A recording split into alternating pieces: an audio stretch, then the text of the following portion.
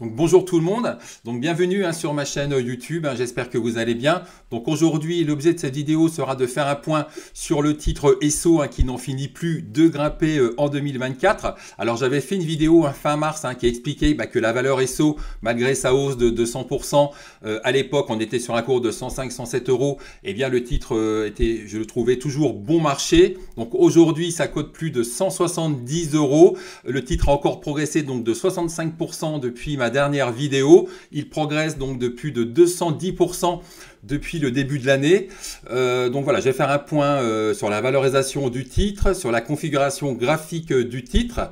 Et c'est vrai que, bon, au vu de cette performance, c'est un titre qui aura tiré mon portefeuille au cours de ces derniers mois. Donc voilà, je vais revenir là-dessus. Donc, mais avant de rentrer donc dans le vif du sujet, eh bien, je vous invite à vous abonner à ma chaîne. Donc dans ma dernière vidéo, le titre était à 107 euros, donc on avait une capi je crois de 1,4 milliard, et j'avais expliqué à la fin de la vidéo qu'un premier objectif de 150 euros ne serait pas déconnant, et aujourd'hui eh bien cet objectif a été largement dépassé. Alors vous allez voir aussi pourquoi, il y a eu des news entre temps, puisque là aujourd'hui le cours d'Esso est à 184,8. Pour une capitalisation donc de 2 milliards 370 millions, trésorerie nette, bon ça n'a pas changé depuis la dernière fois, on est à 1 milliard 75 millions, capitaux propres pareil 2 milliards 344, engagement de retraite non financé 450 millions. Et c'est vrai que depuis 2-3 semaines, j'ai pas mal de messages. Alors David, qu'est-ce que tu en penses? Qu'est-ce qu'il y a encore du potentiel? Est-ce que ça peut aller à 300 euros, etc., etc. Donc, je vais essayer de faire un petit exercice de valorisation afin de regarder si le titre Esso a encore du potentiel d'un point de vue fondamental. Alors bon, je vous cacherai pas que c'est quand même un exercice un peu casse-gueule, étant donné qu'on a quand même peu d'infos, il n'y a pas de prévision chiffrée, ces résultats aussi vont dépendre des marges de raffinage. Voilà, c'est pas évident. Donc il y a certainement une marge d'erreur par rapport à tout ce que je vais vous raconter, vous expliquer. Et puis surtout, ce que je vais faire, c'est en date du 22 mai avec toutes les infos que j'ai en ma possession. Alors si j'essaye de faire des estimations de résultats pour l'année 2024, eh bien, ce qu'il faudra faire dans un premier temps, c'est de faire un point rapide sur l'évolution des marges de raffinage en 2024. Bref rappel, marge de raffinage qui fluctue entre 20 et même voire 11 entre 2016 et 2021. Explosion de la guerre en Ukraine en 2022, les marges de raffinage explosent à 101 euros par tonne en moyenne sur 2023. 2022, 2023, les marges restent sur des niveaux très élevés. On est sur du x3, x2, x3 par rapport aux années, on va dire, classiques. Et là, cette année, en 2024, eh bien, pour l'instant, on est sur un niveau de marge de 63 euros par tonne, ce qui est plutôt très élevé toujours. Mais on note un petit ralentissement sur le mois de mai, mais en même temps, c'est généralement le mois de mai, voilà, les marges de raffinage retombent, le prix, le niveau de marge retombe, on est à 45 euros par tonne. Et lorsqu'on regarde par exemple par rapport à l'année précédente, on était aussi, l'année dernière, on était à 33. Donc on peut considérer qu'on est sur les mêmes niveaux de marge. Là, si on prend sur les 5 premiers mois de l'année, on est sur 64 euros par tonne en 2023. Et là, on est à 63 euros par tonne en 2024. Donc on peut considérer que les niveaux de marge de raffinage en 2024, pour l'instant, sont à peu près identiques à ceux de 2023. Et on peut considérer que les résultats 2024 pourraient avoisiner à la louche, toujours pareil, les résultats de l'année de l'exercice 2023, à savoir un RN qui pourrait avoisiner les 600-700 millions, ce qui nous donnerait en termes de PER, un PER aux alentours des 3,5. Mais au vu du news flow de ces dernières semaines, je pense que faire un exercice de valorisation en retenant le PER, je crois que ça n'a plus lieu d'être, étant donné que Exxon, donc Exxon c'est la maison mère d'Esso, est en train de faire une revue de ses actifs. D'ailleurs j'en avais parlé dans la vidéo, que la société en fait montrait clairement sa volonté de sortir du marché français. Elle se plaignait de la paperasse, et ça s'est traduit donc au mois d'avril par l'annonce de la vente d'une de ces raffineries. Donc la société Esso donc a 2 raffineries, celle de Fos-sur-Mer qui a une capacité donc de 7 millions de tonnes de produits pétroliers, 7 millions de tonnes pour Fos-sur-Mer et 12 millions pour Gravenchon. Et là donc Esso annonce au mois d'avril qu'elle va céder sa raffinerie donc de Fos, hein, donc la raffinerie donc qui a une capacité de 7 millions de tonnes. Donc qui dit cession, ça veut dire bien que la société donc va récupérer du cash. Autre news, le même jour, la société aussi annonce qu'elle va supprimer des emplois donc sur le site de Gravenchon. Donc Gravenchon, hein, c'est la plus grosse des deux raffineries donc d'ExxonMobil, d'Esso. Derrière donc 647 emplois qui vont être supprimés, et c'est vrai que ça c'était le pôle pétrochimie qui perdait de l'argent. Donc là la société donc supprime des emplois, et donc avec ces deux news, hein, eh bien on voit que la société donc est en train vraiment de se restructurer, de faire le ménage dans tous ses actifs.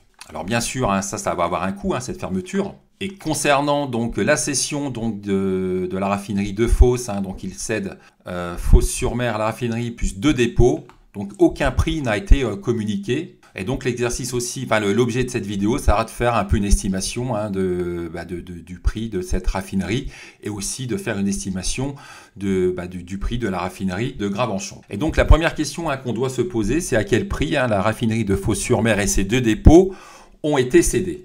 Premier élément de réponse avec la cession donc de Lukoil, hein, qui a finalement vendu sa raffinerie un fonds chypriote à un prix légèrement inférieur à 1,5 milliard.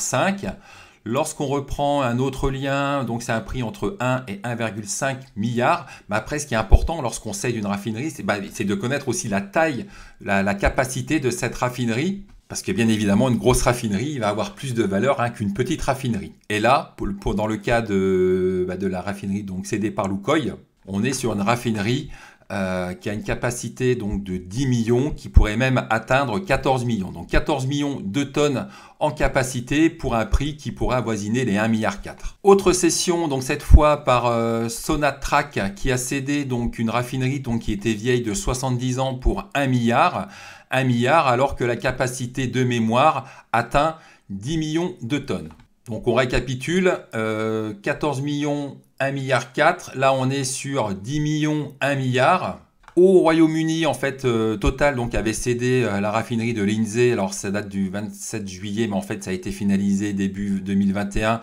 Moi on m'avait remonté que c'était 500 millions de livres.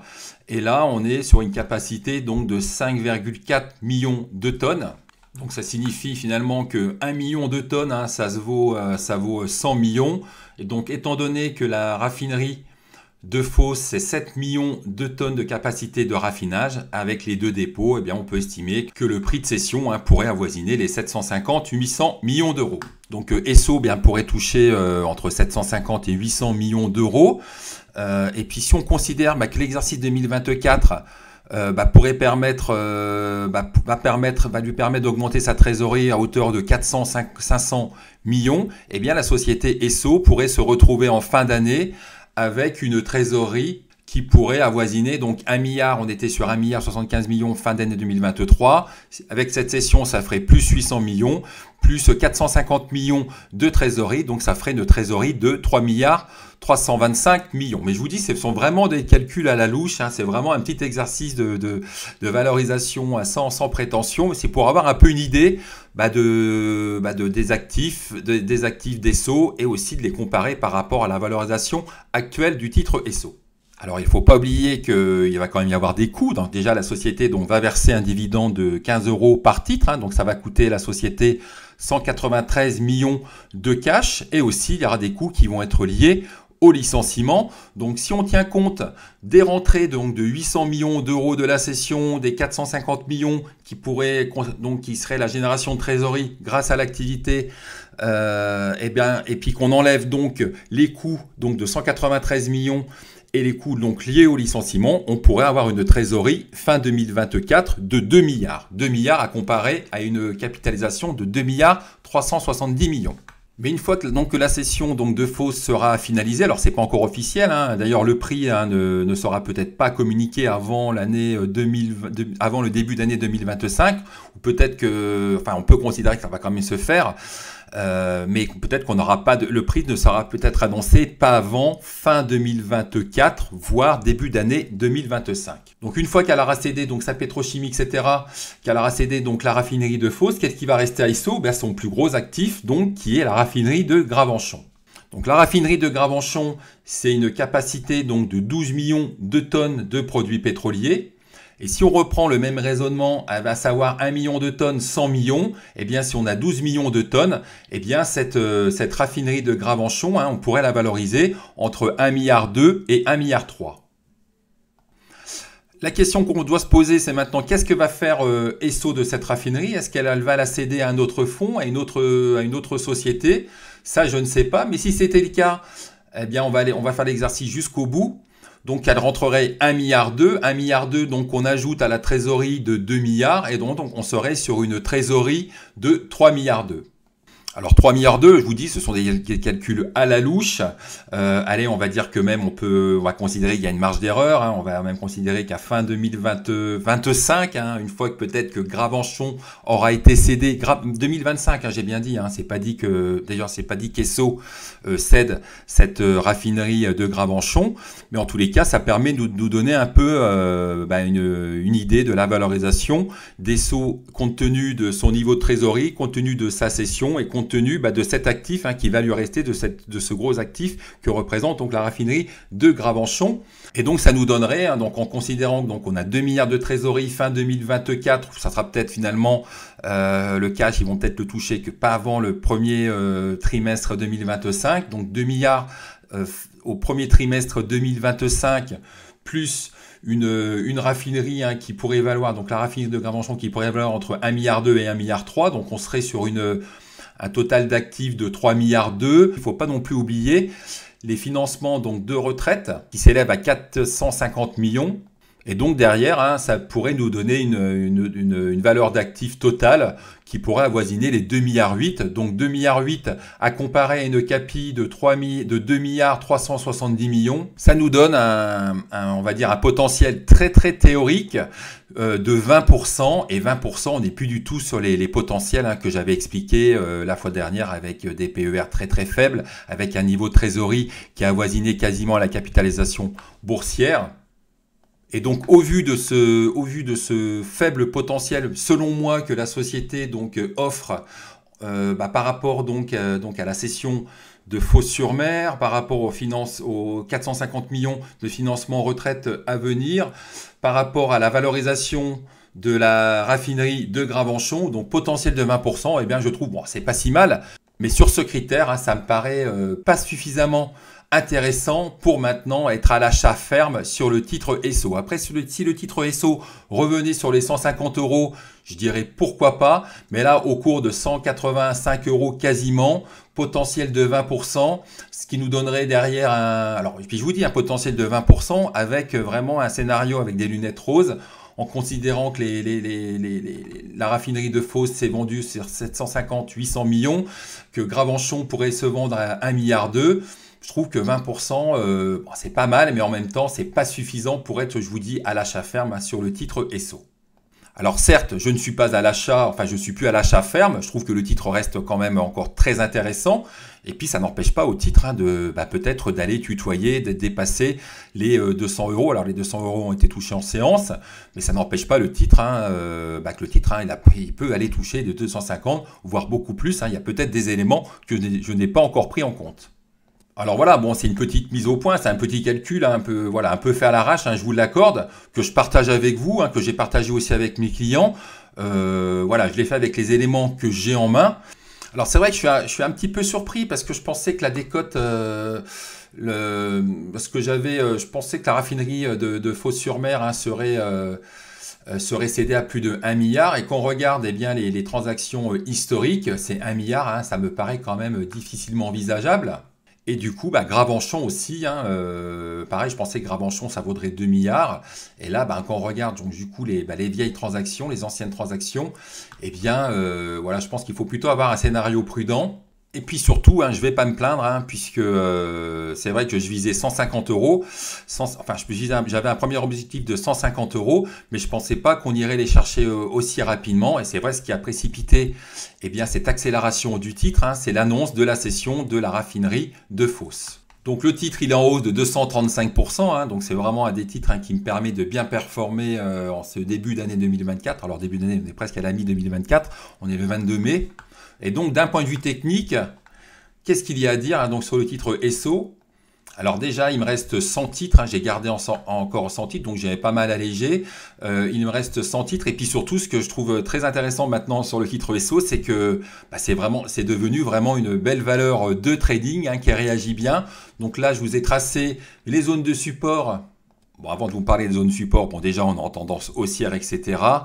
Le titre là, il vient de prendre 80% quasiment en ligne droite, même beaucoup plus, il vient de doubler en ligne droite. Il y a des petits retracements, mais on voit qu'à chaque fois, regardez, il y a des retracements. Là, on voit que là, c'est la MM20 qui est en noir. On a eu un retracement, le titre a rebondi sur sa MM20, là aussi. Et là, on voit que le titre, quand même, là, depuis quelques séances. Alors ici, ce que je pensais, c'est que là, on avait un titre hein, qui plafonnait. Et sur la séance du vendredi, hein, je ne sais pas pour quelle raison, eh bien, on a eu une belle séance avec des volumes, forte reprise des volumes. Et le titre, sur la séance du lundi, il est allé dépasser en séance donc les 200 € avant de retomber. Et ce qu'on notera quand même, hein, c'est que là, on a deux dojis. Donc généralement, on va dire c'est un signe un peu annonciateur d'un inversement, enfin d'un retournement de tendance, surtout après une telle tendance haussière. Là, on voit que le titre quand même a du mal à accélérer. Donc premier doji ici, le marché doute. Deuxième doji sur la séance du mardi. Et là, on voit vraiment une bougie rouge pas terrible. Et donc on voit quand même un titre à court terme là qui patine un peu, hein, qui a du mal. Et donc la première zone de support, elle serait ici, hein, sur la zone de support autour des 178,8 et qui correspond aussi à la MM20. Donc ça va être intéressant de voir ce que va faire le titre sur cette zone de support. Et si ça lâche, eh bien après on irait chercher donc une zone qui a été vraiment qui est très propre à 162,6. Première touchette ici, 162,6. Regardez ici, 162,6. Et encore ici, 162,6. Donc attention donc là à ne pas casser donc la MM20 à la baisse et aussi le support donc des 179. Donc là, on a un peu une confluence d'un cluster de support. Si ça venait à lâcher, eh bien, on aurait là les 162,6 en prochain support. Et après, on aurait, on va dire, le seuil, le support psychologique des 150 €, 151, 152 €. Et donc, comme je l'ai expliqué, hein, donc c'est vraiment, donc le titre a perdu. Alors là, franchement, aujourd'hui, je ne l'ai pas tradé, mais je l'ai vraiment tradé à plusieurs reprises, surtout qu'on a eu des mèches, des rebonds, etc. en vue 15 minutes. Hein, je vous renvoie aussi à la vidéo là sur les supports résistance, parce que vraiment ce titre là il a très bien réagi sur des unités de temps en 15 minutes surtout. Et puis surtout parce qu'on peut noter, c'est que là donc on avait un titre hein, qui résiste, qui n'a quasiment pas retracé. Donc moi je vais vraiment continuer hein, de suivre le titre, hein. Justement je vous invite vraiment à le surveiller pour ceux qui peuvent trader en intraday en vue 15 minutes, etc. C'est un titre hein, qui réagit bien. Moi je l'ai tradé à plein de reprises hein, sur des petits scalps aussi autour des 2-3% de perf. Là on voit quand même que le titre s'essouffle. Je crois que j'ai sorti ma dernière ligne à 191,6, c'était vendredi. Par contre là c'est vrai que donc il me reste encore 100 titres. Si le titre venait à casser en clôture cette MM20 plus cette zone de support, peut-être que je vais céder mes 100 derniers titres. Et après, c'est vrai que si on casse ces niveaux, après donc le prochain objectif ça serait celui-là. Et par contre hein, si le titre revenait à 150 €, et bien là je pense que je rechargerai la barque, hein, mais c'est pas encore fait. Donc voilà pour l'aspect config technique sur le titre Esso. Et puis il y a d'autres éléments hein, à prendre en compte hein, dans cette valorisation. C'est bien évidemment donc le niveau de marge, l'évolution de ces marges, et aussi les destructions de raffineries russes hein, qui entraînent derrière moins de production de diesel. Et c'est plutôt bon, on va dire, entre guillemets, pour le titre Esso. Mais quand même, hein, au vu de tout ce que je vous ai dit, vraiment, si le titre allait à 250 €, là, par contre, je m'empresserai hein, de solder mon reste de ligne. C'est tout à fait possible, hein, on ne sait pas, peut y avoir un mode de spéculation, etc. Moi, mes calculs m'ont convaincu, modestement, on va dire, que le titre, quand même, a fait vraiment 90% de son mouvement. et que d'un point de vue technique, alors ça reste à confirmer donc encore avec sur les prochaines séances, eh bien on voit que le titre quand même rencontre des difficultés pour aller plus haut. Et bien voilà, j'arrive au terme de cette petite étude, de cette petite mise au point sur le titre Esso après sa hausse de 236% en 2024. J'espère que cette petite mise au point vous aura plu. Si c'est le cas, n'hésitez pas à la liker, à la partager et à vous abonner à la chaîne. Et je vous dis à bientôt.